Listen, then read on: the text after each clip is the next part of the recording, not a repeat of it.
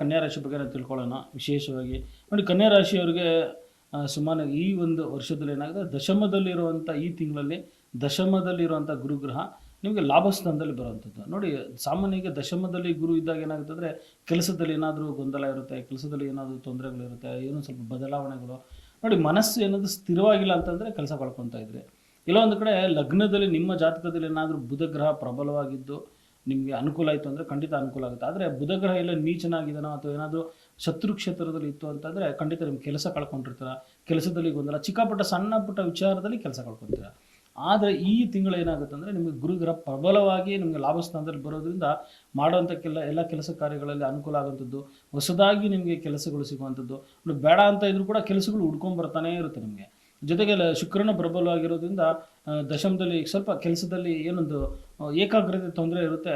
ಈಗ ಸ್ವಲ್ಪ ಅದು ಕಮ್ಮಿ ಆಗುವಂಥದ್ದು. ಆದರೂ ಕೂಡ ಮಾಡೋಂಥ ಎಲ್ಲ ಕೆಲಸ ಕಾರ್ಯಗಳಲ್ಲಿ ಸ್ವಲ್ಪ ಶ್ರದ್ಧೆ ಭಕ್ತಿಯಿಂದ ಮಾಡೋಂಥದ್ದು ಮಾಡಿ.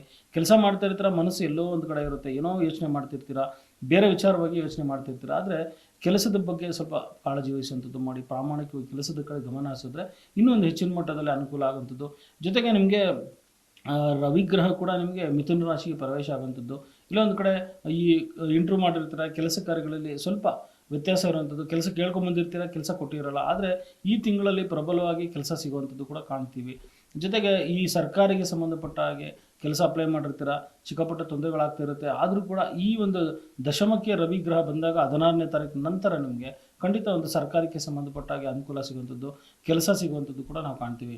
ಮತ್ತು ಈ ಕಾಂಟ್ರಾಕ್ಟ್ ಬೇಸಿಸ್ ಇದ್ದರೂ ಕೂಡ ನಿಮಗೆ ಈ ರವಿಗ್ರಹ ಸಂಬಂಧಪಟ್ಟ ಹಾಗೆ ದಶಮದಲ್ಲಿ ಬಂದಾಗ ಸರ್ಕಾರಿ ಕಾಂಟ್ರಾಕ್ಟ್ ಸಂಬಂಧಪಟ್ಟ ಹಾಗೆ ಇನ್ನೊಂದು ವೈಯಕ್ತಿಕವಾಗಿ ಅವ್ರು ಏನಾದರೂ ಕೆಲಸ ಮಾಡೋದಿದ್ರೂ ಕೂಡ ಅದರಲ್ಲಿ ಒಂದು ಕಾಂಟ್ರಾಕ್ಟ್ ಬೇಸಿಸಲ್ಲಿ ಕೆಲಸ ಸಿಗುವಂಥದ್ದು ಕೂಡ ನಾವು ಕಾಣ್ಬೋದು. ಜೊತೆಗೆ ಏನಂದರೆ ದ್ವಿತೀಯ 9ನೇ ತಾರೀಕು ನಂತರ ಶುಕ್ರ ಗ್ರಹ ಕರ್ಕಾಟಕ ರಾಶಿ ಬಂದಾಗ ಕೂಡ ಲಾಭಸ್ಥಾನದಲ್ಲಿ ಶುಕ್ರ ಬಂದಾಗ ಕೂಡ ಖಂಡಿತ ನಿಮಗೆ ಅನುಕೂಲ ಆಗುವಂಥದ್ದು ಕೂಡ ಇದೆ. ನೋಡಿ, ದ್ವಿತೀಯಾಧಿಪತಿಯಾಗಿ ನವಮಾಧಿಪತಿ ಅಂತ ಶುಕ್ರ ಲಾಭಸ್ಥಾನದಲ್ಲಿ ಬಂದರೂ ಕೂಡ ಒಂದು ತಿಂಗಳ ತನಕ ನಿಮಗೆ ಹೆಚ್ಚಿನ ಒಂದು ಶುಭ ಫಲಗಳು. ಅದ್ರ ಜೊತೆಗೆ ಗುರು ಕೂಡ ಲಾಭದಲ್ಲಿರುವಂಥದ್ದು ಇನ್ನೂ ಹೆಚ್ಚಿನ ಮಟ್ಟದಲ್ಲಿ ಒಂದು ವಿದ್ಯೆಗೆ ಸಂಬಂಧಪಟ್ಟ ಹಾಗೆ, ಅಥವಾ ಒಂದು ವಿವಾಹಕ್ಕೆ ಸಂಬಂಧಪಟ್ಟ ಹಾಗೆ. ನೋಡಿ, ತುಂಬ ವರ್ಷ ಆಗಿರುತ್ತೆ, ಯಾವುದೋ ಫ್ರೆಂಡ್ಸ್ಗಳು ಮೀಟ್ ಮಾಡಿ ತುಂಬ ವರ್ಷ ಆಗಿ ನಂತರ ಕೂಡ ಅವ್ರನ್ನ ಸಿಗುವಂಥದ್ದು, ಅಥವಾ ಯಾವುದೋ ಒಂದು ತುಂಬ ವರ್ಷಗಳ ನಂತರ ವಿದ್ಯಾರ್ಥಿಯಾಗಿರ್ತಾರೆ, ಅವ್ರು ಸಿಗೋದೇ ಇರಲ್ಲ, ಸಿಗ್ತಿರಲ್ಲ. ಆದರೆ ಈ ಒಂದು ತಿಂಗಳಲ್ಲಿ ನಿಮಗೆ ಸಿಗುವಂಥದ್ದು, ಅಥವಾ ಹಿರಿಯ ಅಣ್ಣ, ಹಿರಿಯ ಸಹೋದರ ತುಂಬ ವರ್ಷದ ನಂತರ ಅವರನ್ನು ಭೇಟಿ ಮಾಡುವಂಥದ್ದು ಕೂಡ ನಾವು ಕಾಣ್ತೀವಿ.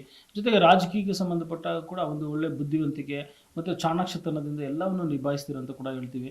ಆದರೆ ಎಲ್ಲೊಂದು ಕಡೆ ಸಪ್ತಮದಲ್ಲಿ ಶನಿ ಇರುವಂಥದ್ದು ನಾವು ಕಾಣ್ತೀವಿ. ಎಲ್ಲೊಂದು ಕಡೆ ಒಂದು ಗುರುಗಳ ಆಶೀರ್ವಾದ ಅಥವಾ ಹಿರಿಯರ ಆಶೀರ್ವಾದ ನಿಮ್ಮ ಮೇಲೆ ಇರುವಂಥದ್ದು. ಅದು ಎಲ್ಲೊಂದು ಕಡೆ ವಿವಾಹಕ್ಕೆ ಸಂಬಂಧಪಟ್ಟ ಹಾಗೆ ವಿಚಾರದಲ್ಲಿ ಕೂಡ ಎಲ್ಲೊಂದು ಕಡೆ ನೀವು ಹುಡುಗ ಹುಡುಗಿ ಸಂಬಂಧಪಟ್ಟ ಹಾಗೆ ನಿಮ್ಮ ವಯಸ್ಸಿಗೆ ಮೀರಿರುವಂಥ ಒಂದು ಜಾತಕದ ಜೊತೆಗೆ ಮದುವೆ ಆಗುವಂಥ ಸಾಧ್ಯತೆಗಳು ಇರುವಂಥದ್ದು, ಅಥವಾ ಅವರೊಂದಿಗೆ ಪ್ರೇಮದ ಒಡನಾಟ ಇರುವಂಥದ್ದು ಕೂಡ ನಾವು ಕಾಣ್ತೀವಿ. ಅದರಿಂದ ಸ್ವಲ್ಪ ಭಾಳ ಎಚ್ಚರಿಕೆಯಿಂದ ಇರುವಂಥದ್ದು ಮಾಡಿ, ಅವರ ಒಂದು ಜಾತಕದಕ್ಕೆ ಸಂಬಂಧಪಟ್ಟಾಗಿ ನಕ್ಷತ್ರ, ಯೋಗ, ಅದನ್ನು ನೋಡುವಂಥದ್ದು, ಗಣಕೂಟಗಳನ್ನು ನೋಡಿ ನಂತರ ನೀವು ಮದುವೆ ಆಗೋದು ಒಂದು ಶ್ರೇಷ್ಠ ಅಂತ ಹೇಳ್ತೀನಿ. ಇಲ್ಲಾಂದರೆ ಏನಾದರೂ ತೊಂದರೆ ಆಗಿ ಮತ್ತೆ ಮದುವೆ ವಿವಾಹ ಆಗುವಂಥದ್ದು, ತೊಂದರೆ ಆಗಿ ಮತ್ತೆ ಕಟ್ಟಾಗುವಂಥದ್ದು, ಡೈವರ್ಸ್ ತನಕ ಹೋಗುವಂಥ ಸಾಧ್ಯತೆಗಳು ಕೂಡ ಕನ್ಯಾ ರಾಶಿಯವರಿಗೆ ನಾವು ಕಾಣ್ತೀವಿ. ಆದರೆ ಕುಜಗ್ರಹ ನಿಮಗೆ ಅಷ್ಟಮದಲ್ಲಿರೋದು ನವಮ ಸ್ಥಾನ ಬಂದಾಗ ಎಲ್ಲ ಒಂದು ಕಡೆ ಕೆಲಸ ಕಾರ್ಯಗಳಲ್ಲಿ ಸ್ವಲ್ಪ ತೊಂದರೆ ಆಗುವಂಥ ಕೂಡ ನಾವು ಕಾಣ್ತಾ ಇದ್ದೀವಿ. ಅದರಲ್ಲೂ ವಿಶೇಷವಾಗಿ ನಿಮಗೆ ಕನ್ಯಾ ರಾಶಿಯವರಿಗೆ ಬುಧಗ್ರಹ ಪ್ರಬಲನಾಗಿ ದಶಮದಲ್ಲಿರೋದ್ರಿಂದ ಕೆಲಸ ಕಾರ್ಯಗಳಲ್ಲಿ ಎಲ್ಲ ಕೆಲಸನ ಬಿಟ್ಟು ತುಂಬ ಪ್ರಬಲವಾಗಿ ಅನುಕೂಲ ಆಗುವಂಥದ್ದು, ಮನೆ ವಿಚಾರದಲ್ಲಿ ಅನುಕೂಲ ಆಗುವಂಥದ್ದು, ಭೂಮಿಗೆ ಸಂಬಂಧಪಟ್ಟ ಹಾಗೆ ಅನುಕೂಲ ಆಗುವಂಥದ್ದು ಕೂಡ ನಾವು ಕಾಣ್ತಾ ಇದ್ದೀವಿ. ಆದರೆ ನಿಮಗೆ ಹೋದ ವರ್ಷವೇ ಕೂಡ ನಿಮಗೆ ಒಂದು ಮನೆ ತಗೊಳ್ಳೋ ಯೋಗ ಇತ್ತು. ಯಾಕಂದರೆ ಗುರುಗ್ರಹ ಪ್ರಬಲವಾಗಿ ನಿಮಗೆ ನೋಡೋವಂಥದ್ದು, ನಿಮಗೆ ಚತುರ್ಥಕ್ಕೆ ನೋಡಿದಾಗ ಏನಾಗುತ್ತೆ ಅಂದರೆ, ಗಾಡಿ ತೊಗೊಳ್ಳೋಂಥದ್ದು, ವಾಹನ ತೊಗೊಳ್ಳೋಂಥದ್ದು, ಕಟ್ಟಿರೋ ಮನೆಯನ್ನು ತೊಗೊಳ್ಳೋಂಥ ಯೋಗ ಇರುತ್ತೆ. ಆದರೆ ಎಲ್ಲಿ ಲಾಭದಲ್ಲಿ ಗುರು ಬಂದಾಗ ಕೂಡ ನಿಮಗೆ ಚತುರ್ಥಾಧಿಪತಿ ಉಚ್ಚ ಕ್ಷೇತ್ರಕ್ಕೆ ಬಂದಾಗ ಏನಾಗುತ್ತೆ ಅಂದರೆ, ಇನ್ನೂ ದೊಡ್ಡ ಮಟ್ಟದಲ್ಲಿ ನಿಮಗೆ ಏನಾದರೂ ತೊಗೊಳ್ಳೇಬೇಕಪ್ಪ ಮನೆ, ಅಥವಾ ಒಂದು ವಾಹನ, ಟ್ರಾವೆಲ್ಸ್ ಏಜೆನ್ಸಿ ನಡೆಸ್ತಾರಂಥವ್ರು, ಅಥವಾ ಏನಾದರೂ ಒಂದು ಈ ಹೋಟೆಲ್ ಸಂಬಂಧಪಟ್ಟಾಗಿ ಹೊಸದಾಗಿ ಏನಾದರೂ ಒಂದು ಕಾರ್ಯಾಲಯ ಅಥವಾ ಒಂದು ಅಂಗಡಿ ಮುಗ್ಗಟ್ಟು ತೆರೆಯುವಂಥದ್ದು, ಕಂಪ್ನಿ ಮಾಡಲೇಬೇಕು ಅಂತ ನಿರ್ಧಾರ ಮಾಡುವಂಥದ್ದು, ಒಂದು ಅಚಲವಾದ ನಿರ್ಧಾರವನ್ನು ಕನ್ಯಾ ರಾಶಿಯವರು ತಗೊಳ್ಳುವಂಥದ್ದು ಕೂಡ ನಾವು ಕಾಣ್ತೀವಿ. ಜೊತೆಗೆ ಏನಂತಂದರೆ, ಕೇತು ವ್ಯಯಸ್ಥಾನದಲ್ಲಿ ಅಂದರೆ ಮೋಕ್ಷಕರಕನಾದಂಥ ಕೇತು 12 ಮನೆಯಲ್ಲಿರೋದ್ರಿಂದ ಮಂತ್ರಸಿದ್ಧಿ, ಮಂತ್ರ ಜಪ, ಮನೆಯಲ್ಲಿ ಯಾವುದೋ ಒಂದು ದೇವರನ್ನು ಪ್ರಾಣ ಪ್ರತಿಷ್ಠೆ ಮಾಡೋಂಥದ್ದು, ಅಥವಾ ದೇವರ ಆವಾಹನೆ ಮಾಡೋಂಥದ್ದು, ಈ ಪುಣ್ಯಕ್ಷೇತ್ರ ಅಥವಾ ಧರ್ಮಕ್ಷೇತ್ರವನ್ನು ಕಟ್ಟುವಂಥದ್ದು, ಧರ್ಮಸ್ಥಳಗಳ ರೀತಿಯಲ್ಲಿ ಒಂದು ದೇವಸ್ಥಾನನ ಕಟ್ಟುವಂಥ ಯೋಗ ಇರುವಂಥದ್ದು, ಟ್ರಸ್ಟ್ಗಳಿಗೆ ಸಂಬಂಧಪಟ್ಟಾಗಿ ನಡೆಸ್ತಾ ಇರುವಂಥವ್ರು ಕೂಡ ಅವರು ಒಂದು ದೇವಸ್ಥಾನ ಕಟ್ಟುವಂಥದ್ದು, ವೃದ್ಧಾಶ್ರಮ ಮಾಡುವಂಥದ್ದು, ಗೋಶಾಲೆ ಮಾಡುವಂಥದ್ದು, ಈ ರೀತಿ ಹಲವಾರು ಒಂದು ಸಾಮಾಜಿಕ ಸೇವೆಗೆ ಸಂಬಂಧಪಟ್ಟ ಕೆಲಸ ಕಾರ್ಯಗಳು ಮಾಡುವಂಥದ್ದು ಕೂಡ ನಾವು ಕನ್ಯಾ ರಾಶಿಗೆ ನೋಡುವಂಥದ್ದು. ಅದರಲ್ಲೂ ಪ್ರಮುಖವಾಗಿ ವ್ಯಯದಲ್ಲಿ ಕೇತು ಇದ್ರೆ ಏನಾಗುತ್ತೆ ಅಂದರೆ ಮನೆಯಲ್ಲಿ ಒಂದು ದೇವರನ್ನು ಪ್ರಾರ್ಥನೆ ಮಾಡೋಂಥದ್ದು, ಅನುಷ್ಠಾನಗಳನ್ನ ಮಾಡುವಂಥ ಯೋಗ ನಿಮಗೆ ಪ್ರಬಲವಾಗಿರುವಂಥದ್ದು. ನೋಡಿ ಕೇತು ಗ್ರಹ ಪ್ರಬಲವಾಗಿರೋದ್ರಿಂದ ಖಂಡಿತ ನಿಮ್ಗೊಂದು ಒಳ್ಳೆಯ ಯೋಗ. ಜೊತೆಗೆ ಗುರು ಕೂಡ ಲಾಭಸ್ಥಾನದಲ್ಲಿರೋದ್ರಿಂದ ಗುರುಗಳ ಆಶೀರ್ವಾದ ನಿಮ್ಮ ಮೇಲೆ ಇರುವಂಥದ್ದು, ಗುರುಗಳ ಒಂದು ಪ್ರಭಾವದಿಂದ ಮನೆಯ ಅಂಗಟ್ಟು, ಮನೆ ಅಂಗಡಿ ಮುಗ್ಗಟ್ಟು ಮತ್ತು ಲಾಭಗಳು ಪಡೆಯುವಂಥದ್ದು, ಕೆಲಸ ಕಾರ್ಯಗಳಲ್ಲಿ ಜಯ ಸಿಗುವಂಥದ್ದು ಕೂಡ ನಾವು ಕಾಣ್ತೀವಿ. ಆದರೆ ಸಪ್ತಮದಲ್ಲಿ ಶನಿ ಇರುವಂಥದ್ದು, ಇಲ್ಲ ಒಂದು ಕಡೆ ಕೆಲಸ ಕಾರ್ಯಗಳಲ್ಲಿ ಸ್ವಲ್ಪ ಮಂದಗತಿ ಸಾಗುವಂಥದ್ದು ಇದೆ. ಅದರಿಂದ ಶನಿಯ ಒಂದು ಶಾಂತಿ ಮಾಡುವಂಥದ್ದು ಮರಿಬೇಡಿ. ಜೊತೆಗೆ ಕುಜನ ಒಂದು ಅಷ್ಟಮ ಕುಜದೋಷ ಇರೋದ್ರಿಂದ ಇಲ್ಲೊಂದು ಆತರದಲ್ಲಿ ಏನೋ ಒಂದು ತೊಂದರೆ ಮಾಡ್ಕೊಳ್ಳೋಂಥ ಸಾಧ್ಯತೆ, ಆತರಗಾರನಿಗೆ ಬುದ್ಧಿಮಟ್ಟ ಅನ್ನೋ ರೀತಿಯಲ್ಲಿ ಸ್ವಲ್ಪ ಈ ಒಂದು ಜೂನ್ ತಿಂಗಳಲ್ಲಿ ಕುಜನ ಒಂದು ಪ್ರಭಾವದಿಂದ, ಕುಜದೋಷ ಅಷ್ಟಮದಲ್ಲಿ ಇರೋದ್ರಿಂದ ಮಾಂಗಲ್ಯ ದೋಷ ಇರುವಂಥದ್ದು, ಅಂದರೆ ಒಂದು ಗಂಡನ ಒಂದು ವಿಚಾರದಲ್ಲಿ ಸ್ವಲ್ಪ ಮಟ್ಟಿಗೆ ತೊಂದರೆ ಇರುವಂಥದ್ದು ಕೂಡ ಇದೆ. ಅದರಿಂದ ಭಯ ಪಡೋಂಥ ಅವಶ್ಯಕತೆ ಇಲ್ಲ.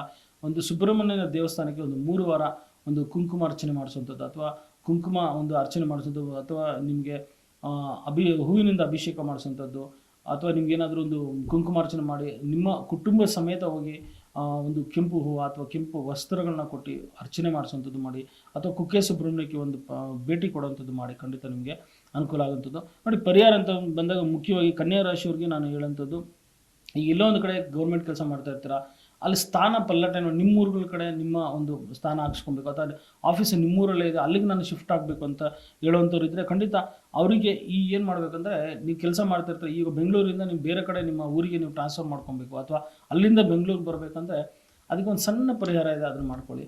ಏನಂದರೆ, ನೀವು ಒಂದು ಸೇಬನ್ನ ತೊಗೊಳ್ಳಿ, ಭಾನುವಾರದತ್ತು ಆ ಸೇಬನ್ನ ತಿನ್ನುವಂಥದ್ದು ಮಾಡಿ, ಅದರಲ್ಲಿ ಇರುವಂಥ ಬೀಜನ ನೀವು ಶ್ವೇತವರ್ಣ ಅಂದರೆ ಬಿಳಿ ವರ್ಣದ ಒಂದು ಬಟ್ಟೆಯಲ್ಲಿ ಅದನ್ನು ಸುತ್ತಿ ನಿಮ್ಮ ಜೇಬಿನಲ್ಲಿ ಇಟ್ಕೊಳ್ಳಿ. ಅದನ್ನು ಸುಮಾರು 21 ದಿನ ಇಟ್ಕೊಳ್ಳಿ. ಪ್ರಬಲವಾದ ಯೋಗ ಒಂದು ಆಗುವಂಥದ್ದು.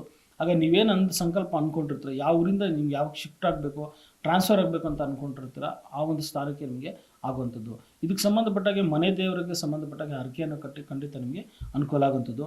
ಅದೇ ಕನ್ಯಾ ರಾಶಿಯವರಿಗೆ ಒಂದು ಪ್ರತಿನಿತ್ಯ ಒಂದು ವಿಷ್ಣು ಆರಾಧನೆ ಮಾಡುವಂಥ ವಿಷ್ಣು ಅಷ್ಟೋತ್ತರವನ್ನು ಪ್ರಾರ್ಥನೆ ಮಾಡಿ, ಖಂಡಿತ ನಿಮಗೆ ಅನುಕೂಲ ಆಗುವಂಥದ್ದು.